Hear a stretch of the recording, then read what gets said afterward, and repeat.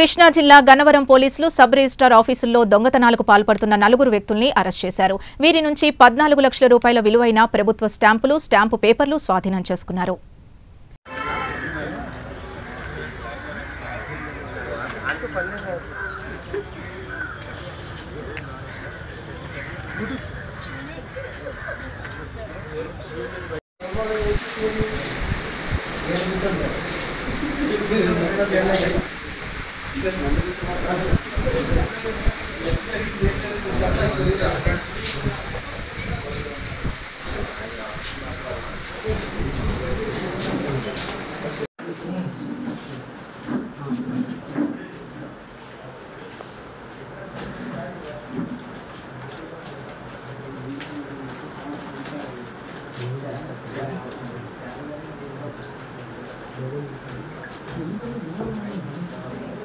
Last కూడా వాళ్ళకి తెలుస్తూ ఉంటుంది పోలీసులు.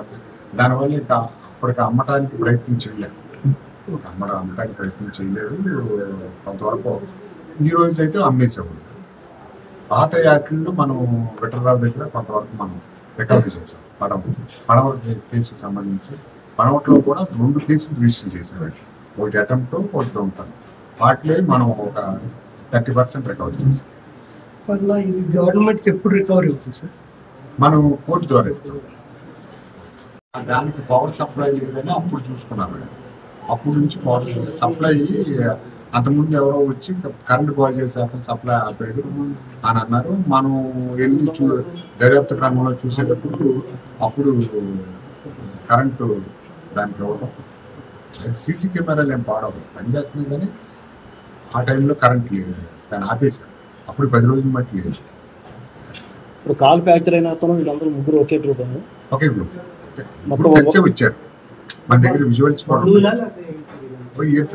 దాంట్లో ఒక అతను అయితే వేరే అతను బంధువు గారు, ఒక అతను బంధువు రాంబాబు బంధువు, శ్రీనివాసరావు అనే అతనికి వాళ్ళ ఊరు అతను తెలిసిన. అతను విచారిస్తారు. తర్వాత క్రైమ్ ఎస్ఐ గారు, క్రైమ్ సిఐ గారు, తర్వాత గన్నవరం శ్రీధర్ ఎస్ఐ గారు, వీళ్ళు ఆ రోజు నుంచి ఇక చాలా ప్రెస్టేజ్ గా తీసుకుని ఒక్క క్షణం కూడా పడుకోకుండా కంటిన్యూగా దాన్ని ఏంటంటే అసలు మధ్యలో వదిలేస్తే ఇది మిస్ అవుతామని కంటిన్యూ ట్రాక్ చేసుకుంటూ వెళ్ళారు. దానివల్ల ఈ కేసులో విజయం సాధించడం జరిగింది. వీరందరికీ ప్రత్యేకంగా అభినందిస్తున్నాం.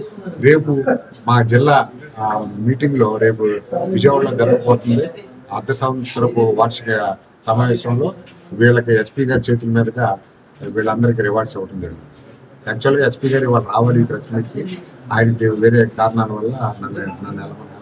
రేపు వీళ్ళందరికీ కూడా అక్కడ రివార్డ్స్ ఇవ్వడం జరుగుతుంది.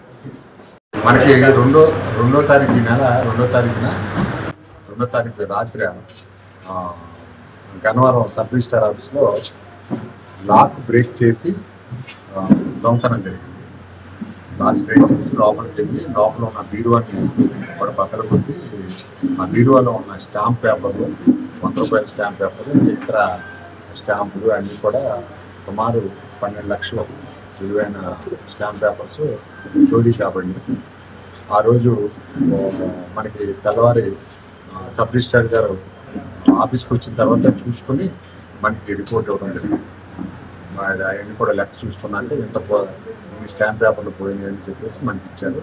దాని మీద మేము ఇమ్మీడియట్గా దర్యాప్తు ప్రారంభించి గన్నవరం సిఐ గారు, తర్వాత మా జిల్లా ఎస్పీ గారు, మేము అందరం కూడా వెళ్ళటం, అవన్నీ వెరిఫై చేయడం జరిగింది.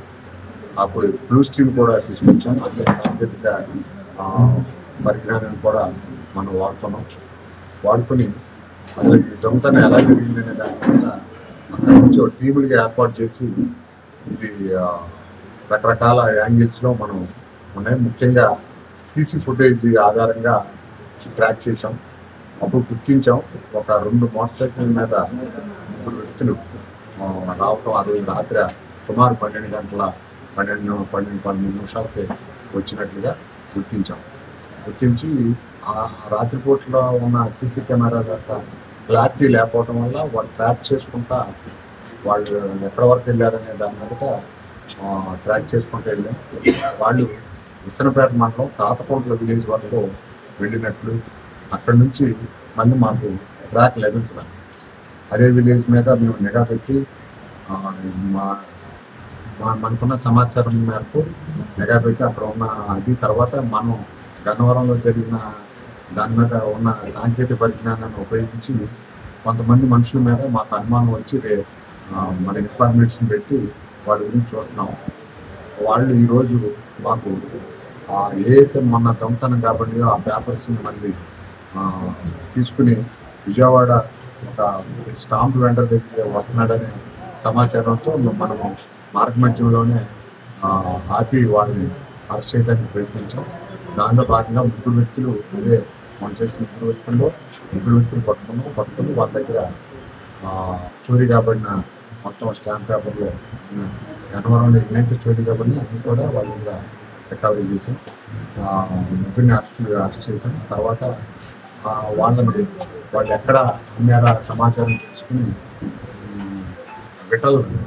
విఠల్ అనే స్టాంప్ అతని యొక్క పాత్రను కూడా మనం పూర్తిగా ఎస్టాబ్లిష్ చేయవచ్చు.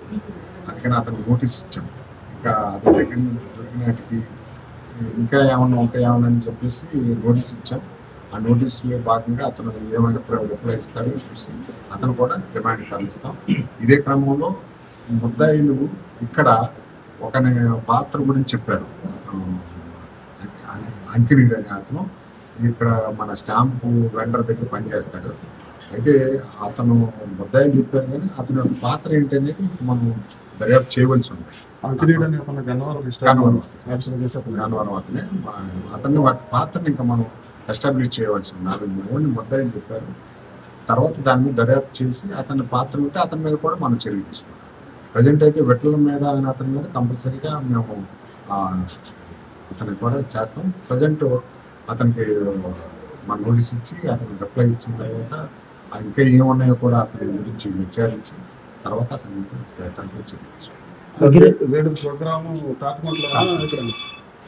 ఇప్పుడు ప్రధాన ముద్దాయి ఎవరైతే చెన్నారావు ఉన్నారో అతనికి తాతకొంటలే, అయితే ప్రజెంట్ కానూరులో నివాసుకుంటున్నాడు. అతను కూడా గతంలో పడమటి సబ్ రిజిస్టర్ ఆఫీస్లో ఒక డాక్యుమెంట్ రైటర్ దగ్గర పనిచేసి దాని మీద అతనికి అనుభవం ఉంది. అతనికి విఠలకి ఆ విధంగా పరిచయం ఉంటుంది. అలా అతను ఫస్ట్ టైం ప్రయత్నించి విఫలం అయ్యి రెండోసారి ప్రయత్నించాడు. అక్కడ కూడా వాచ్మెన్ యొక్క పాత్ర ఉంది అన్నట్టుగా తెలుస్తుంది. దాని మీద కూడా తదుపరి దర్యాప్తు జరపవలసి ఉంది. ఆ రోజు రెండోసారి మన మార్చి నెలలో జరిగిన దొంగతనంలో వాచ్మెన్ అక్కడ ఉన్నాడు.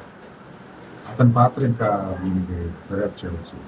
మన దగ్గర అయితే వాచ్మెన్ లేడు ఇక్కడ కనబడు.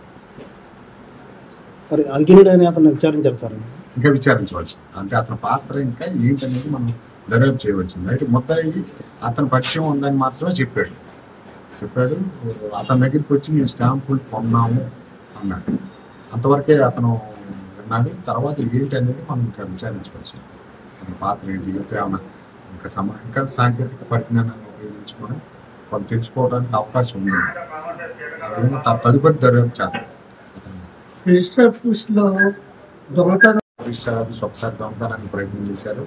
అప్పుడైతే వీళ్ళకి ఏం దొరకలేదు.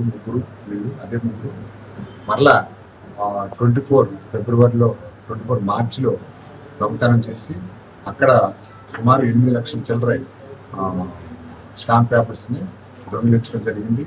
వాటిని అదే విఠలరావు అనే అతనికి విక్రయించడం జరిగింది.